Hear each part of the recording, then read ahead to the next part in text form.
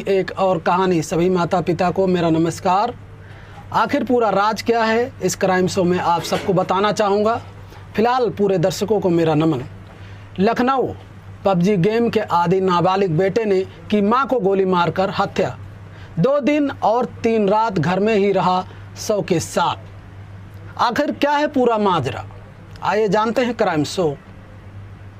वाराणसी के रहने वाले नवीन सिंह सेना में सूबेदार मेजर हैं। जेसीओ के पद पर तैनात हैं। वर्तमान में उनकी तैनाती पश्चिम बंगाल के आसनसोल में है। वहीं परिवार के साथ पीजीआई के पंचमखेड़ा स्थित जमनापुरम कॉलोनी में रहते हैं। ये तो रही इनकी परिवार की हिस्ट्री। पूरा मैटर क्या है, कैसे हुआ, क्यों हुआ, क्या कारण था, आइए जानते हैं। मूल रूप से वाराणसी के रहने वाले नवीन सिंह सेना में सूबेदार मेजर जीसीओ के पद पर तैनात हैं। वर्तमान में उनकी तैनाती पश्चिम बंगाल के आसनसोल में है। वो परिवार के साथ पीजीआई के पंचमखेड़ा स्थित जमनापुरम कॉलोनी में रहते हैं। दोस्तों, पूरी माजरा अभी समझ में आ रहा है। पूरी वीडियो देखिएगा तब पता चलेगा कि इसके पीछे का राज क्या है।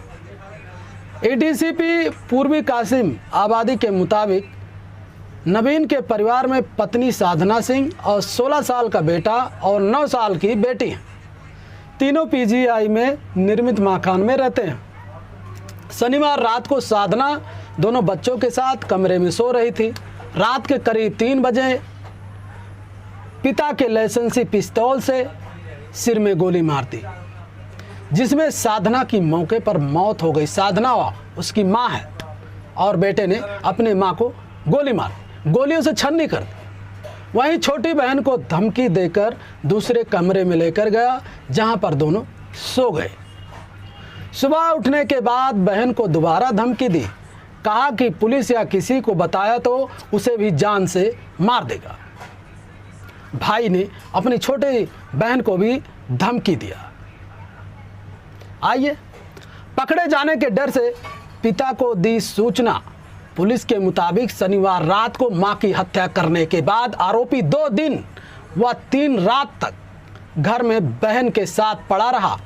इस दौरान वो बार बार कमरे में जाता था और वहां पर मां के शव पर पड़ा था।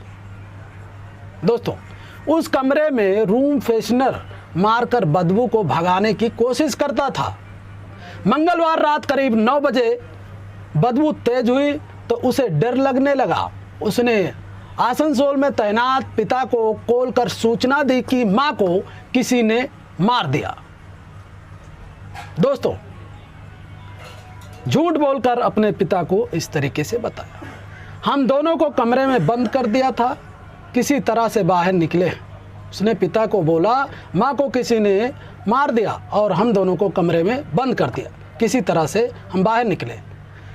इस पर पिता नवीन सिंह ने पड़ोसी दिनेश तिवारी को कॉल कर घर पर वारदात होने की जानकारी दी। दिनेश जब नवीन के घर पहुंचे तो वहां दोनों बच्चे बरामदे में थे। उन्होंने पूछताछ की तो बताया कि किसी ने मां को मार दिया। जब दिनेश कमरे में गया तो वहां बदबू से खड़ा नहीं हो सके। इस पर उन्होंने तत्काल पुलिस को सूचना दी। मौके पर पहुंची पुलिस ने दोनों बच्चों को बाहर ले गई, वहीं कमरे को सील कर दिया, शव की पड़ताल शुरू कर दी। दोस्तों, आखिर माजरा अब भी लोगों के थोड़ा थोड़ा समझ में आया है। नहीं समझ में आया है तो पूरी लास्ट तक जरूर देखें। बेड पर खून से लथपथ शव और पिस्तौल मिली। डीसीपी पूर्व के मुताबिक साधना का शव जिस बेड पर पड़ा था वहीं पर नवीन का लाइसेंसी पिस्तौल भी पड़ा था। पुलिस ने शव को पोस्टमार्टम के लिए भेज दिया। वहीं पिस्तौल को फोरेंसिक के यूनिट के सुपुर्द कर दिया। फोरेंसिक के यूनिट के मौके से कई साक्ष्य जुटाए। पुलिस के मुताबिक हत्या शनिवार रात में की गई थी। दोस्तों, और बदबू दूर करने के लिए रूम फ्रेशनर व डिओड्रेंट का इस्तेमाल किया जा रहा था। अब पूरी माजरा के पीछे का राज क्या है, आइए जानते हैं। शनिवार को मां ने पीटा था, इसी की थी नाराजगी। मां ने अपने बच्चों को शनिवार रात को पीटा था, इसी बात का था नाराज़गी। पुलिस के मुताबिक मौके पर पड़ताल करने के बाद पुलिस ने नवीन के नाबालिग बेटे से पूछताछ की, वहीं बेटे से महिला पुलिसकर्मी ने पूछताछ की। इस दौरान पूरा मामला खुलकर सामने आया। नाबालिग बेटे ने पुलिस के सामने कबूल किया कि वो पबजी गेम खेलता था। दोस्तों, ये गौर देने वाली बात है, सबके माँ बेटे ध्यान दें और बच्चे भी ध्यान दें, माँ बाप भी ध्यान दें।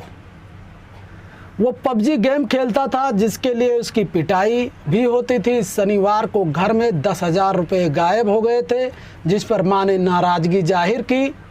इन रुपए की चोरी करने के आरोप में लगाते हुए पिटाई थी। नाबालिग बेटे ने पुलिस को बताया कि घर में कोई भी गलत काम होता था तो उसका सारा आरोप उसी पर लगता था, फिर पिटाई होती थी। इसी नाराज़गी में उसने मां की हत्या कर दी। दोस्तों, पबजी गेम इंस्टाग्राम का आदी। पुलिस के मुताबिक नवीन का नाबालिग बेटा तेलीबाग स्थित SPS स्कूल में 10वीं का छात्र है। वो पबजी गेम का आदी है। इस बात की जानकारी होने पर मां अक्सर उस पर नाराज़ होती थी, लेकिन नाबालिग बेटे को मां की नाराज़गी का कोई फ़र्क नहीं पड़ता था।